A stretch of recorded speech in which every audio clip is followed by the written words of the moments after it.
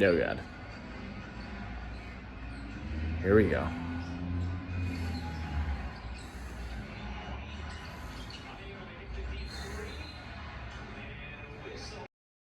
I overthink a lot. And I know what you're thinking. You're thinking, oh my god, Carl, you're so calm, cool, and collected. There's no way that you overthink. I do.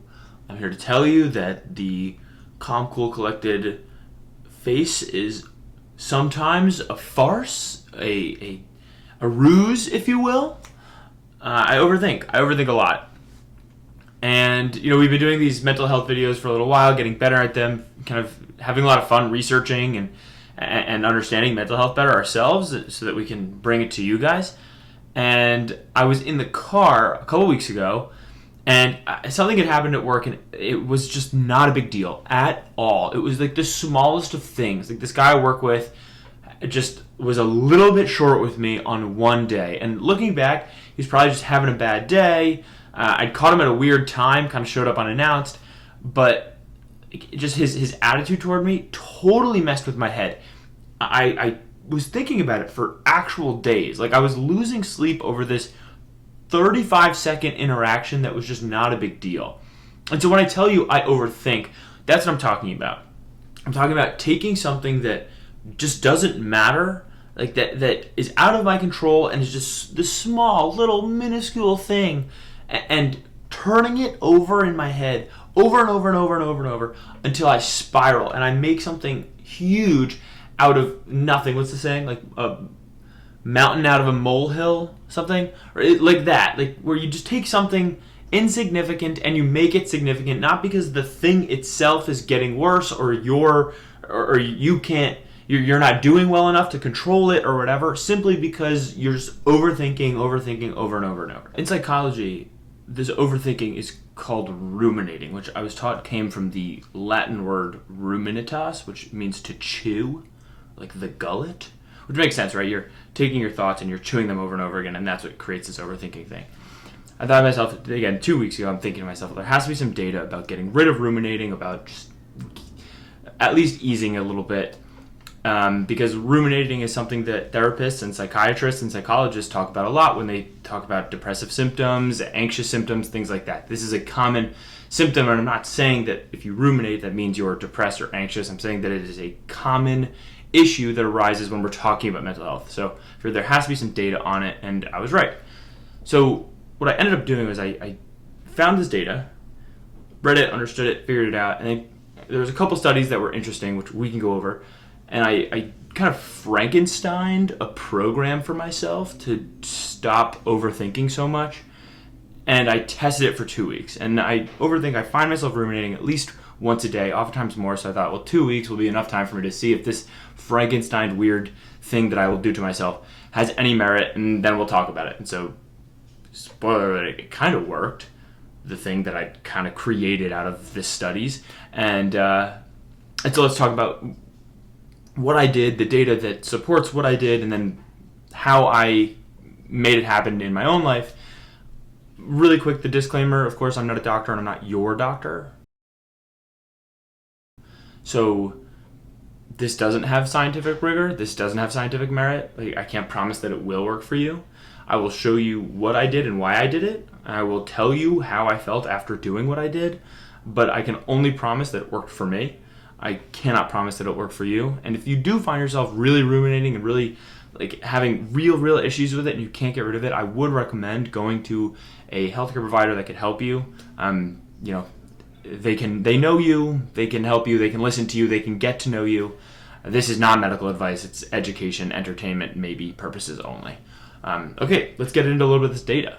So the first study, they took 102, they being the researchers, took 102 youth. And the first thing you have to do is you have to make them ruminate. You have to force rumination.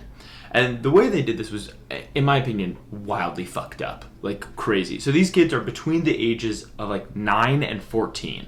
Okay? They told these kids that you have an opportunity to be on a kid reality TV show. Okay? This study was from, 2013. Peak Sweet Life Zack and Cody, iCarly, all this stuff. Like, Nickelodeon and Disney Channel were like at their peak at this point in time. Every kid wants to be on a kid reality TV show. So they took these kids and said, you have an opportunity to be on a kid reality TV show. In order to do that, we just need you to record a 3-minute speech about yourself. So the kids do it, and then the researchers send them a recorded feedback. And it's recorded so that every single person gets the same feedback. And the feedback was like moderate and negative. So things like, oh, I don't think you'd be great on TV. Or, yeah, they seem fine, but maybe not that interesting to watch or listen to.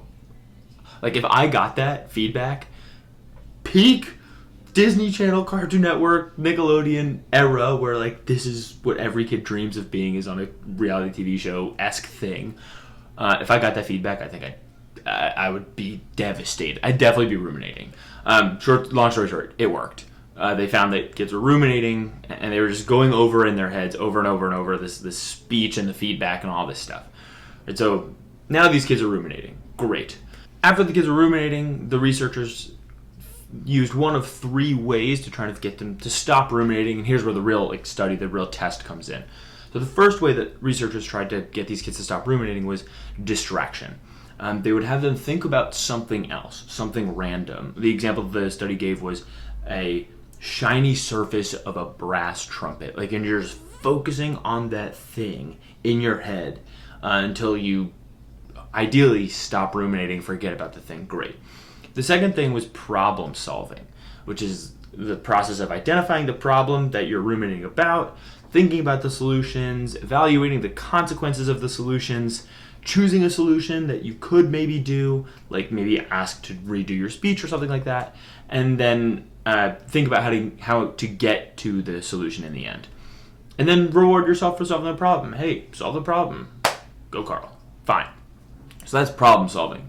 Identify the problem, think about solutions, pick a solution, reward yourself for solving the problem. Great. Participants would repeat the process of identifying, solving, rewarding over and over and over until they could stop ruminating, ideally. And then the last one was mindfulness, which is getting really, really aware of your current surroundings and then accepting, hey, what's done is done. It also came with a good amount of breath work, just like focusing on your breathing, trying to calm down and all that stuff. So that was mindfulness. And if I'm looking at these 3, before we get into the results, if I'm looking at these 3 options, the one that I always do, is the problem solving. When I'm ruminating, I'm thinking to myself, what went wrong? How can I fix it? If I can't fix it, how can I not do the thing in the future? Nah. So I can identify with one of the 3. Great. And it's shocking to me that problem solving was the only one of the 3 that didn't help stop ruminating.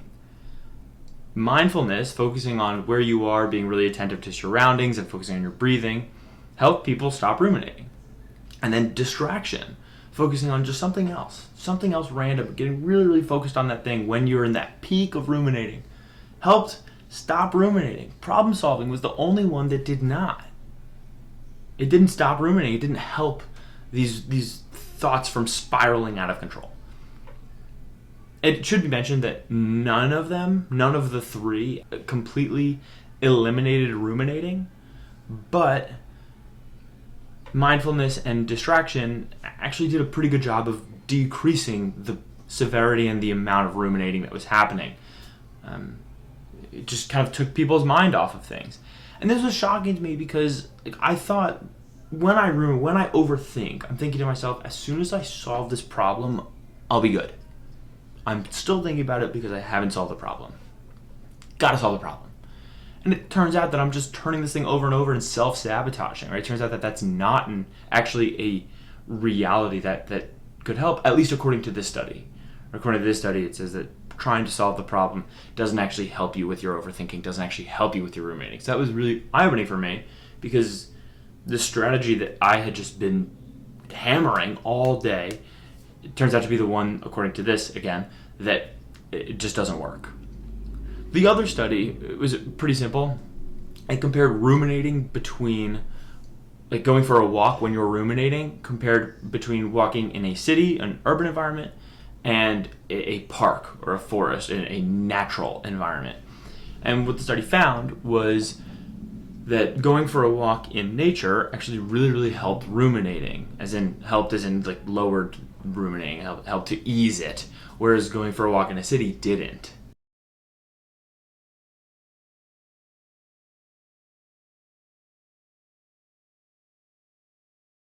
Again, I mentioned I kind of Frankensteined data into a program for myself. So here's what I did, right? I decided that whenever I ruminate, I will stop what I'm doing, if possible, focus on my breathing, just like take deep breaths, that mindfulness part. I will focus on something really, really intently. That's that distraction part. And if I can, whenever possible, I will make the thing that I'm focusing on natural. So if I have a choice between focusing on a building or a tree, focus on the tree, nature, because of that one study. If I have a bird or a sidewalk, it's bird, because of that study. So that's what I'm doing. When I find myself ruminating, when I find myself spiraling or spinning out or whatever, I'm stopping what I'm doing, focusing on my breathing, and also focusing very, very hard on something natural. So I did that. And I filmed myself doing it when I could, but honestly filming it made it really, really difficult to actually focus on the thing. So I didn't film too many of them, but I have a few, just kind of to show you what it looked like, just kind of me just doing it off the cuff. It's like me and my aloe plant. Nature. I doubled up on this one. I got my Lego plant that's half finished and my Monstera. It's just a plant. It's 100% finished, I guess. I look creepy. I'm just staring through this window. It's harder when I'm filming, because I'm thinking about that too. That worked. That was good. Didn't spiral.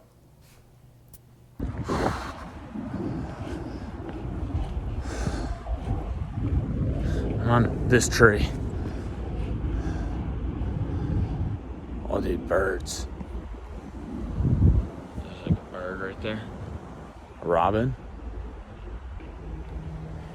Good stuff. So what I found was that when I started breathing really deeply, I kind of got this calm sensation over me. I'm going like this because it's my diaphragm, but that's what I'm doing. Breathe in, breathe out. I would focus on my breathing and I'd feel calm. And I'd try to focus on something like a plant, right? Like this plant, for example. And the attempt to focus on two things at once, the plant and my breathing, actually made it really, really difficult to focus on just about anything other than those two, right? It felt like my entire brain's power was in use. I couldn't ruminate, not because I didn't want to or not because I didn't have a reason to, maybe because I genuinely didn't have the capacity to do it. And then I would kind of do that for 60 seconds. And then after I'd stopped, I would still think about the thing I was overthinking about, right? The thing was still in my mind. But it was almost like I stopped the car, right? When you're in a car and you're moving, you have momentum. And when you brake and come to a stop, it takes a lot more energy to start again. It was like I stopped my own momentum as far as overthinking, and I didn't even have the energy to get it going anymore. And so it wasn't like I forgot about the thing that was stressing me out or causing me to overthink. That's not happening for me. But what was happening is I stopped the spiral. I stopped the right? And that was really, really helpful because it helped me just grasp that, hey, this is what it is.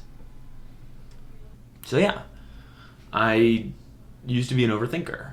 And I don't think 2 weeks is enough time to really say that I'm cured. And I don't know if you could ever really be cured of overthinking, right? It's human to overthink. It's human to stress and to analyze and overanalyze and all this stuff. But I did find that while I wasn't forgetting the issue at hand, I was stopping the momentum. And I mean, the problem from day one, I realized, wasn't actually the thing I was thinking about. It was the fact that I was overthinking. So yeah, I took some data, Frankensteined it together, and it's working for me. I want to be very, very clear. That does not mean that it will work for you. But maybe take this and try it out. Maybe find some data on your own if you'd like, and Frankenstein your own thing. Maybe talk to a mental health professional about helping yourself if it gets that bad. Definitely do all of those things if you'd like. I don't know. I'm not a doctor. I can't tell you what to do. But that's my story. So it worked for me.